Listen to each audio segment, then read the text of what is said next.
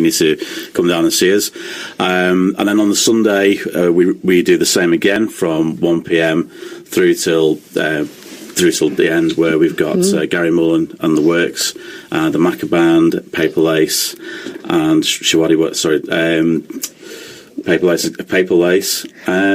And then, the Real Thing as well, and the Jailbirds I've seen as well. Yeah, it's a really busy lineup, like you say, across the 2 days. There's a lot there. And you very kindly were running the competition today for a pair of tickets for the Saturday lineup, which, as you say, that's the Showaddy Waddy, Bay City Rollers, Abba's Angels, and we had a bit of ABBA there, Paper Lace, Small Weller and State of Crow on that particular day. But looking very busy for the Sunday as well. So this isn't the first time that you've organised something like this in Ormiston. Can you tell us a bit about the history? Yeah, the history is there's a chap called Peter Killick who organised an event 2 years ago called The Beatles in Ormiston, which basically was a celebration of 50 years since the Beatles last performed in Ormiston. What happened in Ormiston was in the 50s to the 70s, they did a thing called the Ormiston Show in the same park. And basically what it was people showing off their prized vegetables and dog shows and stuff. And the young people at the time approached the council and said, we're really not happy with this sort of thing, so we want to be more involved, and gladly the council listened to them. And in 1 year, in 1963, the Tremolos, who were a local band, performed that was supported by the Beatles before they were actually as famous as they were. And then the Beatles returned years later, when Beatlemania was at its height. One of the stories that we've been told is that they put them in a marquee fit for about 1,000 people, and apparently 14,000 screaming Beatlemania fans turned up, and obviously made a huge event of it. Peter decided back in 2012 that he was going to mark that and commemorate it by having basically a 2-day event. He got the Tremolos back on, and then obviously he got as many of the Beatles tributes he could get. Herman's Hermits, which is a local band based in Ormiston as well. And he made the show, and it was such a roaring success. People in the community and people on Facebook, and he was just getting asked time and time again, can you do it again, do that again? And he thought to himself, well, I can't really do that again because it's not appropriate, because that's been gone. But he decided to do Ormiston Live, and what he's looked at is basically he's looking at 70s Spectacular. The acts are falling into 3 categories. One is obviously the authentic original artists. The original artists are obviously Bay City Rollers, Showaddy Waddy, you've got the Real Thing, the Rubettes, and Paper Lace. And then obviously he's gone and looked at the best tribute acts in the country that he could find. So you've got ABBA's Angels, which he believes is what the best ABBA tribute act in the country. Gary Mullen, T-Rextasy, to name the other bands that are on our local bands, like the Jailbirds, a guy called Drew, who helped us out kindly on Sunday as well, with a little bit of performance in the rain, trying to get some ticket sales. So all in all, it's a very, very good package. It's 8 hours of live music during the day. It's a big community event as well, so we've predominantly sourced where we can, we've sourced everything that we can do with local businesses. I'm a local businessman. I run a marketing firm. We've used any sort of local suppliers. We've got local sponsors. Trading Places is our main sponsor for the event. We've also got Abacus Taxis there as well. And we've used as many local people. Now, during the 2 days, obviously with having bands on a big stage, there's going to be a time for resetting the event. So what we've done is on the Saturday, there's going to be a karaoke competition. The karaoke competition has been running for the last 3 months around the pubs in Ormiston, where they've all now going to forward themselves with their karaoke winner, and they're going to perform between the bands and obviously keep everybody entertained while behind the scenes there's a good bunch of guys running around resetting the stage.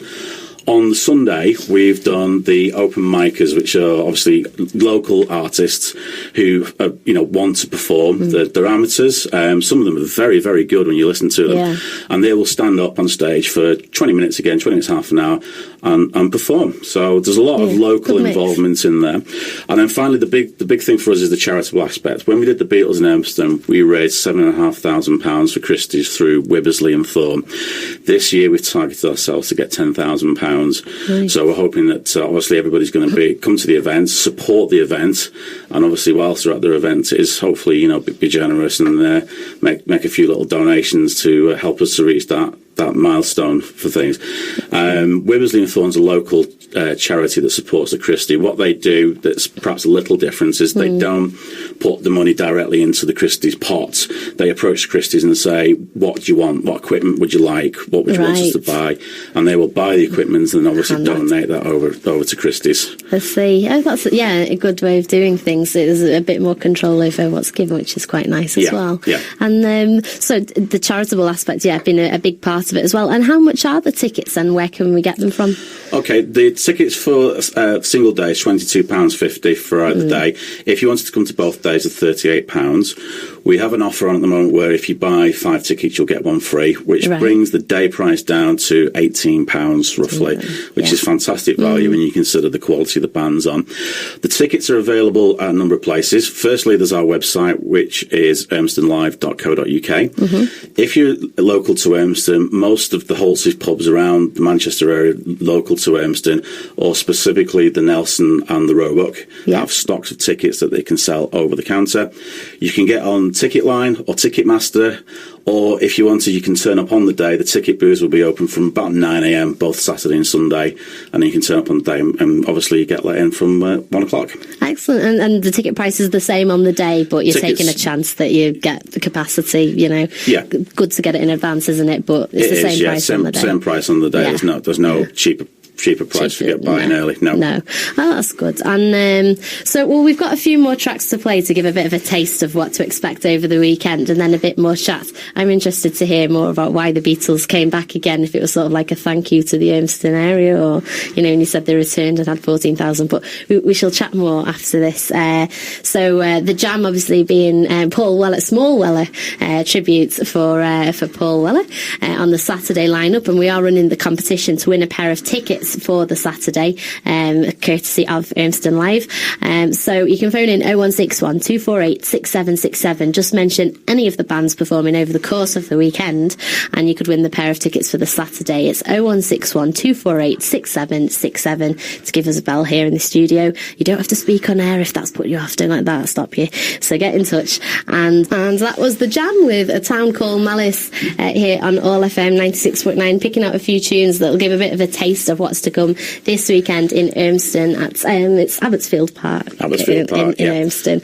So it's the 1st and the 2nd of August, and so we've got on the Saturday Small Weller, State of Crow, Paper Lace, Abba's Angels, the Bay City Rollers featuring Les McKeown and Shoddy Waddy, and on the Sunday you're saying it's Gary Mullen, One Night with Queen, T-Rex to See, the Macca Band, Beatles, Wings, McCartney songs, The Real Thing, the Rubettes featuring Alan Williams, and also the Jailbirds. So Mark, part of the organisation behind the event, so it's good chatting with you and hearing what's coming up.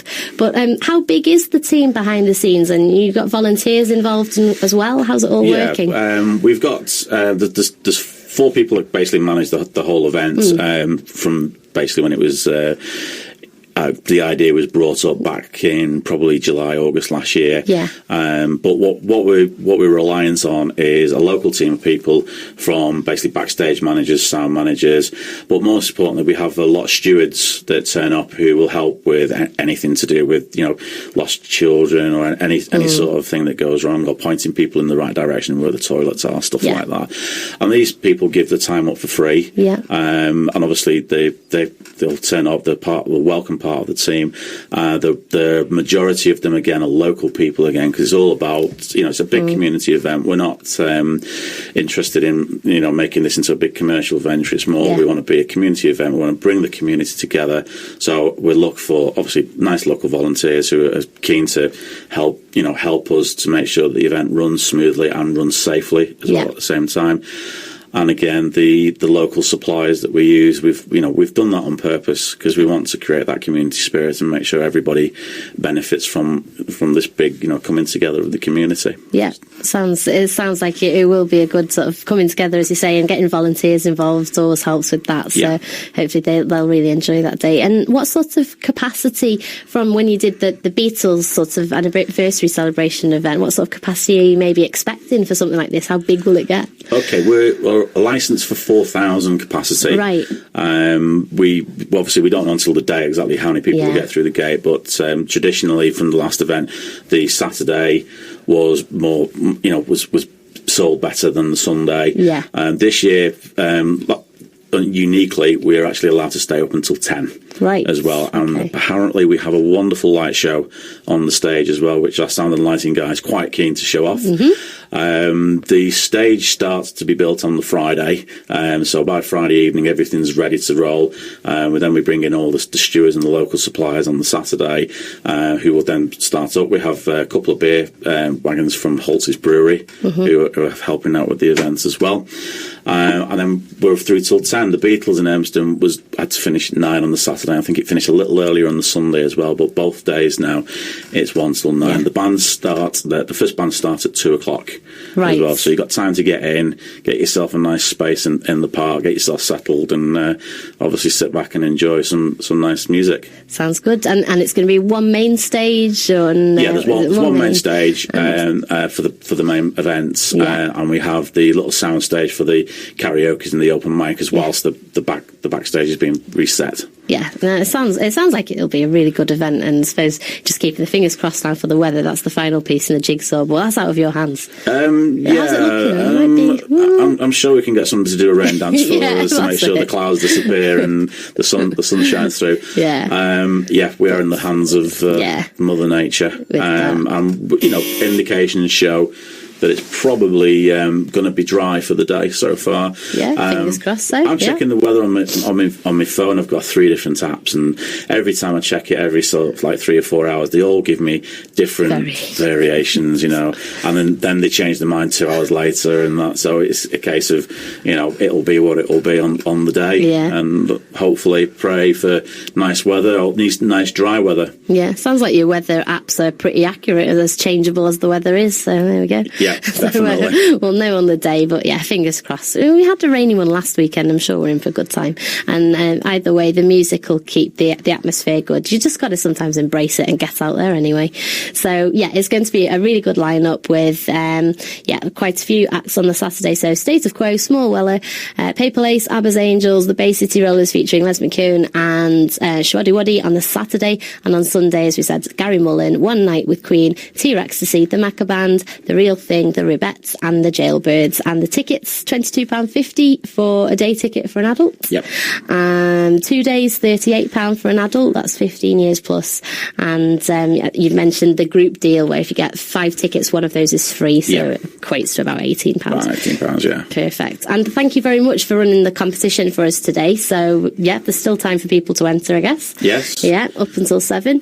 So just phone in 0161 248 6767. That's 0161 248 6767, or you can tweet me at car_Boyd_radio. That's at car_Boyd_radio, or 0161 248 6767. And just let me know one of the bands, one of the acts performing over the weekend, and that pair of tickets could be yours. So you've got until 7. Right now, let's finish off with some Queen. This is Hollywood. Thanks very much, Mark. Okay. Really good to chat with you. Thank you. Thank you.